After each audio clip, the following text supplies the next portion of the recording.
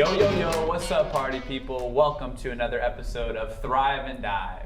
Thriving in life as we dive into deeper conversations. I'm accompanied by some more of my fabulous students, seniors here at Masters Academy. We'll do some introductions in a second, but we're on our second episode of talking about worldviews here in America and across the globe. And the worldview we're going to be talking about is Marxism.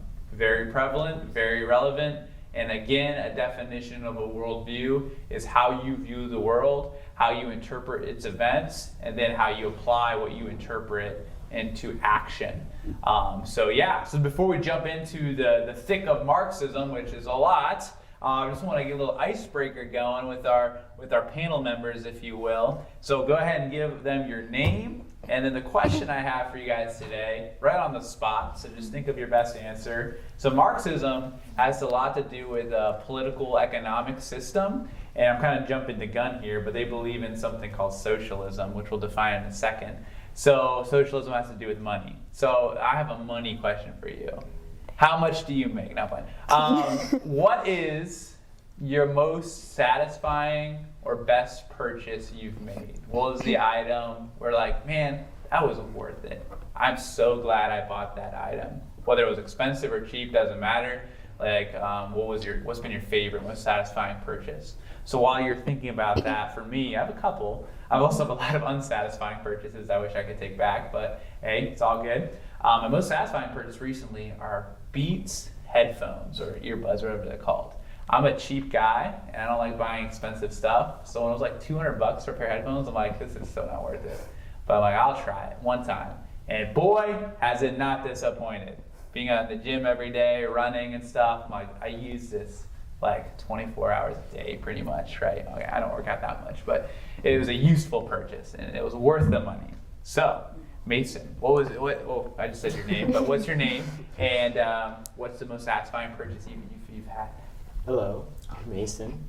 I also bought Beats a while ago. That's not my most satisfying purchase. Oh, you just wanted to point that out. I want to point out I bought some too. They were nice, but nice. I think my most satisfying purchase would be my white Adidas shoes that I bought. White Adidas shoes? They were nice. Nice. Are you sporting them right now? No. Oh, bummer. Okay. Are these like shoes that you wear only on special occasions? Yeah. Okay. Are these like shoes that you don't even like wear on the grass or anything? Like they've yet to touch the grass? I like to avoid it. So. Okay. Very nice. Cool, Mason. All right. And our next person today, next senior of Masters Academy, what's your name? Sorry. Forgot her name, folks. My name's Deshanae. Most satisfying purchase was when I was younger. Not me, obviously, because I was young. Yeah. But I got this necklace, and it's been with me for like a while, so it's kind of a sentimental thing for me. Okay, nice. Are you wearing it right now? Or no? Nope. Okay. Nothing on my What type of? Is there like a icon on the necklace, or is it just a normal necklace? I'm not into jewelry, so I don't know the difference between these things, but. Just a normal necklace. Okay, very cool. Awesome, B. Sweet. And then our final senior today, your name? I'm Abby. Hi, Abby. I think my most satisfying purchase would probably be, it's like, I don't know how to explain it, but it's in my room. It's like hanging from my ceiling. It's like a swing. A swing? Almost, okay. Kind of like a little hammock. Oh, like one of those hammock swings that are like not full on hammock, but yeah. Okay. It's just really comfortable, and I like to go in there like after school and everything and just decompress from the day. Okay, good little decompressor. Have you ever had a moment, because it's hanging from the ceiling, right? Has it ever come out? No, not yet. Because those things kind of sketch me out, I'm not gonna lie. Because I know it- people that have them, I'm like, do I sit on this or not? Like, what's the weight limit? Because it just seems like it's gonna fall. It has sounded like it was gonna fall once. but- Yeah, I've had negative hammock experiences where I've fallen off, so I try to avoid those things. But yeah, cool. Very nice. Well, thank you for sharing your most satisfying purchase. All right, so we're going to jump into what we have today. We're talking about Marxism, one of the top 6 worldviews according to Understanding the Times. Here is the resource we're using. Shout out to Understanding the Times, a survey of competing worldviews by Summit Ministries, Jeff Myers and David Noble. So if you're ever looking for some good content, this is the stuff right here, my friends. So I'm actually going to read something to give us a brief overview of what Marxism is. So we're not experts, like I said in the previous episode about secularism. We're not expert Marxists by any means, but we want to give you a brief overview of what that worldview entails and how it compares and contrasts to a Christian worldview, which is the worldview we follow. So according to this textbook, it says Marxism is secularism weaponized. The goal of Marxism is to bring about, through revolution, the overthrow of the structures of society. Today, 1 of 5 people on the planet live in communist countries. There are many other countries where Marxists are part of the government. More than half of the world has to deal with Marxist doctrines or policies. So as opposed to secularism, Marxism really has to do with the governmental structure of a country. Specifically, we see that manifested in communism and what's the other one called? Socialism. So we're going to unpack that a little bit today. So we're just going to go through the 10 disciplines. We mentioned this in the last episode. The 10 disciplines every worldview needs to address, whether they want to or not, is theology, philosophy, ethics, biology, psychology, sociology, law, politics, economics, and history, which is a mouthful. So we're going to address each one of those topics from the Marxist worldview. So we'll go ahead and start with Abby, and we'll make our way down. Concerning theology, what do most Marxists believe about God? So, theology for Marxism is atheism, and basically that's the belief in like no God or just a higher being. Yeah, no higher power, no divine entity. So very similar to secularism. They believe in no God. They don't even like the concept of God. They can't tolerate people believing in a God-like thing, right? Whatever you prescribe to. All right, we're going to keep on moving. Deshane, what do they believe concerning philosophy or truth? So as a refresher, concerning truth and how things manifest are two entities that you can believe in, either the spiritual or the material or both. Which one does Marxism believe in, material or spiritual? Material. Material. Yes, dialectical materialism. Yes. So the fancy term of what they believe in concerning philosophy is dialectical materialism. So materialism meaning only the physical world exists. Do you know the definition by chance of the dialectical part, dialectical materialism, what they believe? It's a tough one. Not gonna lie, I had to pull up the book in front of me because it's confusing. Like everything becomes more materialistic over time or something like that. Okay, not quite, but definitely the materialistic part in terms of the evolution of materialism is definitely a tenet of what they believe. Mason, could you want to piggyback off of what Deshane just said? Well, from a video I watched, the guy talked about like a thesis and like there's a clash with like an antithesis and it makes a synthesis. Okay, yep. So like kind of like there's always something at the end of what you say or do, like a thesis you make up and then an antithesis makes a synthesis. Yeah. So something comes out of what you say and do. Yeah, so a thesis is a point you're trying to drive home, a concept you're trying to prove. The antithesis is the opposite of that thing.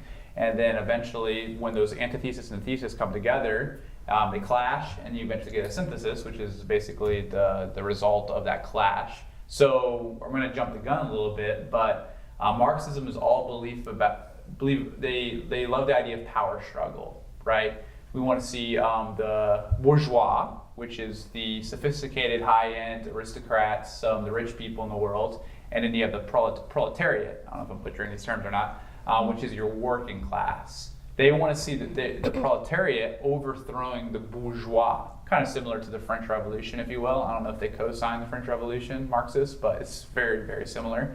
And they want to see that struggle constantly happening to the point where the bourgeois overthrow the proletariat overthrow the bourgeois, and then everything is even Stevens for everybody, right? And do you remember from that video you watched? What was the movie example that he used to demonstrate Marxism? Do you remember? Batman? Yeah, Batman, The Dark Knight Rises, right? Have you ever seen that movie? It's a good one.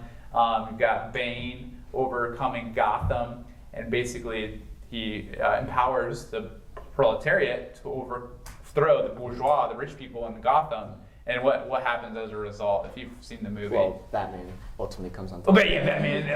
Obviously, Batman wins because he's Batman. But the proletariats revolt and they fight the entire city, and then all this big war happens. So. Yeah, and it's chaos, basically, is what's saying. When there's no restraint and there's no system of government to keep everybody in check, and the proletariat does run rampant, then it gets pretty chaotic. So, yeah, so that, going back to what Deschanel was saying with dialectical materialism, piggybacking off what Mason says, that constant struggle, that's what they believe. They want to see that struggle continue to manifest in terms of their philosophy. All right. Since you already just shared about that, Mason, we're going to go ahead and jump back to Abby. And Abby, what do the Marxists believe concerning ethics and morals and things like that? What is right, what is wrong, and how do you determine that? They believe in proletariat morality, which is basically what the working class, what they decide goes. Yeah, so the proletariat is in control. Anything that benefits the proletariat is good. Anything that goes against the proletariat is boo. Yep, right on. Okay. All right, and Deschanel, what do they believe about biology? There's a fancy term we used, but you can give me the more generic kind of worldview biological term that they believe, whichever you prefer. Is it punctuated equilibrium? Yeah, punctuated equilibrium. Yep, and do you happen to know what that means? I hope you do, because I don't. I do. My brain's just slow, sorry. Yep, nope, you're good. It's like no big change really happens to us over time. It's just like there's that one abrupt change that happens like out of nowhere. Yeah, yep. So this is one of the core tenets of evolution, right? This idea of punctuated equilibrium. And why, we talked about this when we talked about secularism, why do they have to believe in a concept of like evolution based on what they believe about God? I have no idea. No? So if they don't believe in God, they have to have a substitute means of which we got here, right? And evolution, punctuated equilibrium, provides an alternative for a way we came about without having a God-like person pulling the strings, right? It just happened naturally. Obviously, we just evolved, duh, right? And that's how they believe we came to be. All right, going to you now, Mason. What do they believe about psychology? It goes hand in hand with their beliefs of philosophy. Again, they only believe in the material world, so they only believe in the body, which is, and not the mind, so they don't believe the spiritual, they only believe in the natural and materialistic. Yep, only way you can see, taste, hear, smell, and all the other senses I forgot. Yep, right on. All right, keeping it moving. Sociology, Abby, what do they believe concerning society as a whole? Proletariat society, I'm not quite sure about this one. Yeah. It's similar to their ethics, proletariat morality. Again, we're kind of worshiping, in a way, who they worship is the proletariat, right? So we're going to construct society in any way that conforms to the proletariat. Whatever they say goes, in a way, which is a very loose definition. I don't have specific examples of how that manifests, but pretty much the power is in the proletariat, the working class. All right, Deschanel, moving over to law. What do they believe about law and how it should be executed in the government? They believe in proletariat law. Yep, proletariat law. I don't know the definition of this one, though. Yep, that's fine. Basically, it's piggybacking off, again, the ethics and the sociology, where we're going to create laws that benefit the proletariat, right? Let's get the working class some benefits. Let's hyper-tax the rich, for example, so that the proletariat can enjoy life and not be persecuted, if you will, by the legal system that's in play. All right, moving over to politics. Mason, what did they believe concerning politics? Statism. Yep, statism. Yep. Which is the state has centralized control. Yes, the government has centralized control of politics. Pretty much everything in terms of economics, all the way to the justice system and things like that. Highly centralized government, which actually leads us to their economic system. With a highly centralized government, Abby, what type of economic system do they think is the best? Socialism? Socialism, yeah. Can you explain what socialism is for us? So, it's kind of like they're taking from the rich and like giving back to the poor. So they're taking from the bourgeoisie and giving it to the proletariats. Oh, nice. I like the way you pronounce that. Maybe I think that might be the correct way. The bourgeoisie. I don't know. I think it's French. So I need French. Yeah. Very nice. Yeah. So socialism becoming very prevalent even here in America. This idea of let's gather in all of our resources and then split it up evenly. Or to use another analogy, as students here at Masters Academy, let's take the grade point average of all of you guys, whether you have an A or an F, and we're gonna get the average and redistribute that grade to all of you guys. Some of you guys would enjoy that. Some of you guys would be ticked, right? So you can see already how there's some issues with this economic system that we'll get to in a second. All right, and then moving on to the final piece. I can't remember where we're at. I think we're at Deschenay. What do they believe about how history has come to be? I'm a little uncertain by this one, D, so it's okay if you don't know this one. Now, Mason, do you remember what they believe concerning history? I kind of think it's the same idea of the evolution, where they just believe like everything was created by itself. It kind of created itself. Yeah, you basically explained it, but historical materialism is what they believe, right? How the material world came to be, evolved, and things like that. All right, excellent, guys. That was a brief overview of the Marxist position on the 10 disciplines that every worldview needs to answer. Now let's talk about some things that you have problems with concerning Marxism. Why you aren't going to be like, all right, I'm joining the Marxist worldview. Forget Christianity. You guys suck, right? Marxist all the way. Peace out, fam. Why do you not feel persuaded into believing this worldview? So in no particular order, I'd like for each of you to answer at some point. Who wants to jump on this first? I will. All right, Mason. Sounds good. So from the same video, the guy talked about how earlier in history, they had killed like 360 million people from like their revolt, and it all came from their disciplines and Marxism. So I mean, kind of that idea. I don't really. And from that video, what country was he referring to with that death rate? I can't remember who. Well, do you mean like what started it? Like who started it? Like, so you're saying that there's a body count in terms of deaths? Yeah, it was from like different. From Marxists. Yeah. Do you remember which nations? Not completely. That contributed to like, that? Vietnam was. Okay, Vietnam. Who lost people? I think Russia's what started it. I can't Possibly. remember. I mean, they definitely. I think they're part of it. So I mean, there's from there on. Whoever Lenin, I forget which political leader Lenin was, because Marx and Lenin were real people, right? Hence the name Marxism. So it came from Karl Marx. I think maybe Vladimir Putin or something. No, I think it was Vladimir. Yeah. Oh, it was Vladimir Lenin. Thank you for the graph. Okay, nice. Yeah, Vladimir Lenin and Karl Marx were the ones who originated the idea of Marxism, which is basically communism, right? Yeah. So basically what you struggle with is the amount of deaths that have come about. The disciplines from this. Right. Okay, very nice, Mason. Deschenay or Abby, what's something that you struggle with about this worldview that you don't find convincing?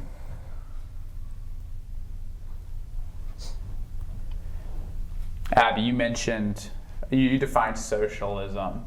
Maybe you're a believer in socialism, so this could be totally the wrong question for you. But what are some issues that you have with the idea of socialism? For me, I've always had this idea of you do the work. Like if you're doing the work, you earn your pay. Yeah. So for me, that's always how it's been. That's how I was raised. Yep. And I feel like there's a lot of the poorer communities, a lot of homeless people who have the opportunity to go out and find jobs, but they don't. But they still want the wealth. Yeah. So for me, that it's really hard. I don't really understand that. Yeah. Like if you don't work, you don't eat type of thing, right? If you're not going to put in the sweat off your brow to get an income, then don't be taking from other people who have put in the work. Yeah, it seems kind of unfair for sure. Also, the Bible, I think there's actually a scripture in Corinthians that Paul talks about if you don't work, you don't eat. Paraphrasing a little bit, but you can look into that yourself. But there's this concept also that the Bible teaches the idea of stewardship and generosity. Dishane, do you know define for me in your best way what being a steward is? Like taking care of the stuff that God provides you with, and like sharing it with like your peers. Yeah. Just like taking care of the people around you and just taking care of everything that He's given you well. 100%. So the biggest part is taking care of something, right? If you're a steward of something, you're going to take care of it, treat it well. And the problem with socialism is it's hard to be a good steward when you're sharing everything. And the classic example I use to demonstrate this is bathrooms, toilets, right? So if you were to compare and contrast your personal bathroom at your home with like a public Walmart bathroom, there might not be a difference in Mason's house. But for the most part, which bathroom is going to be a little cleaner? The Walmart one or your personal bathroom? Personal one. Oh, any of you guys, yeah. Your personal one. Why? Because it's your bathroom. You take ownership. You steward it. It's your pride and joy, right? But the Walmart bathroom, ain't nobody taking the time to. I'm not gonna go bring my little scrubby and my whatever. Oh, let's clean the Walmart bathroom. No, because it's not mine. It's everybody's, right? So that's just an example of how. This is a small, minor example of how socialism kills incentives for being a steward of something because it's not yours. It's everybody's, right? So that's the one problem with socialism I see specifically. And then who wants to comment on the concept of generosity? How does socialism steal the opportunity to be generous? Well, because if you're just taking it from the rich and like just handing it to the poor, it's not really coming from the rich people's like hearts. Like they don't want this to happen.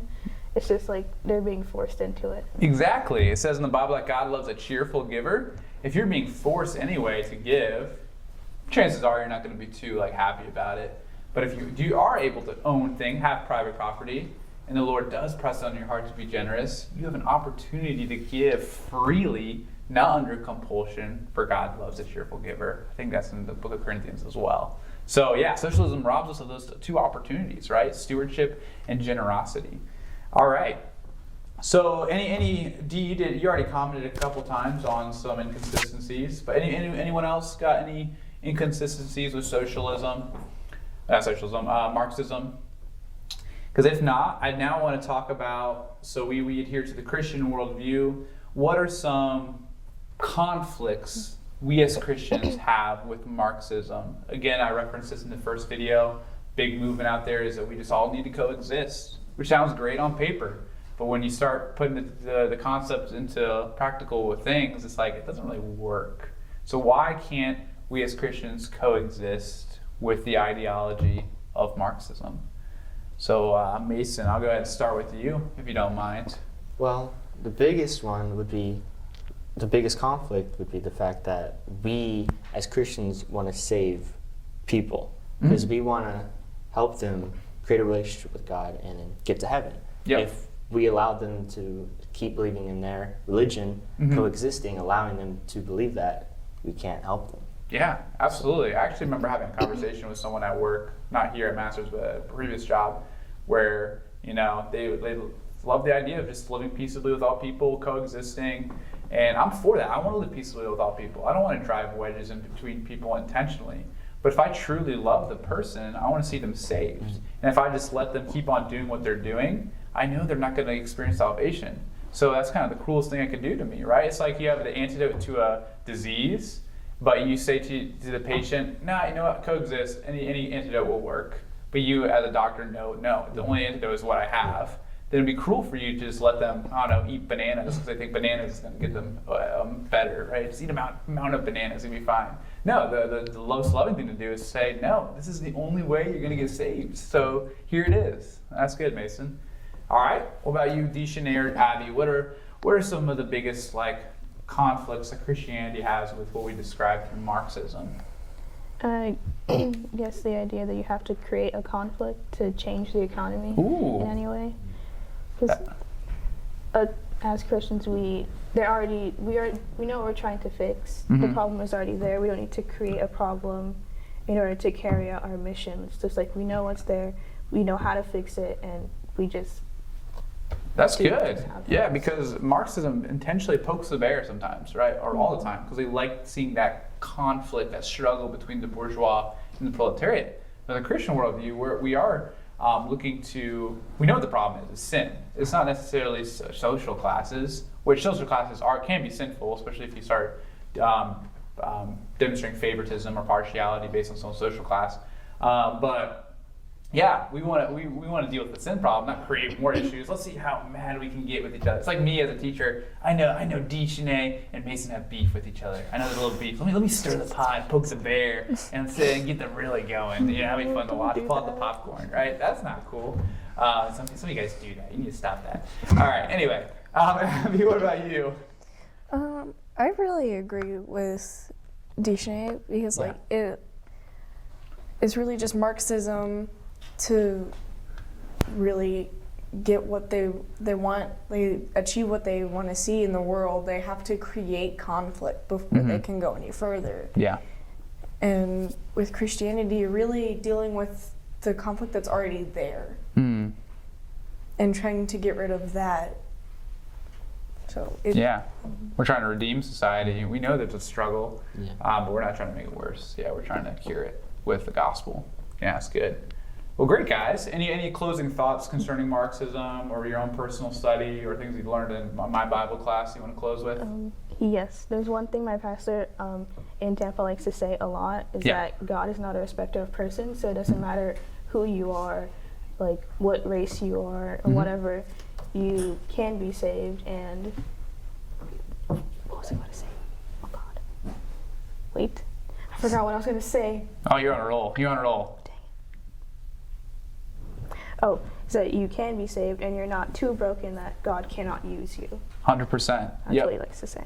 I like that. Christianity, I mean, I guess we can compare other worldviews to it, but Christianity is the most inclusive worldview out there. Anybody can come, right? But it's also the most exclusive in the sense that there's only one way to come, and that's through Jesus, right? So, yeah, it doesn't matter what race, social class, what's the generation you're in, doesn't matter, right? Anyone's possible. Anyone can come to the Lord. That's good, D. Abby, Mason, any closing thoughts? Nope? Very good. Well, guys, thank you for taking the time to listen to this overview of Marxism. I hope you found this informative and useful and helpful. We hope you enjoy the rest of your day, because that's all we've got here on Thrive and Dive. Thriving in life as we dive into deeper conversations. Peace out, fam.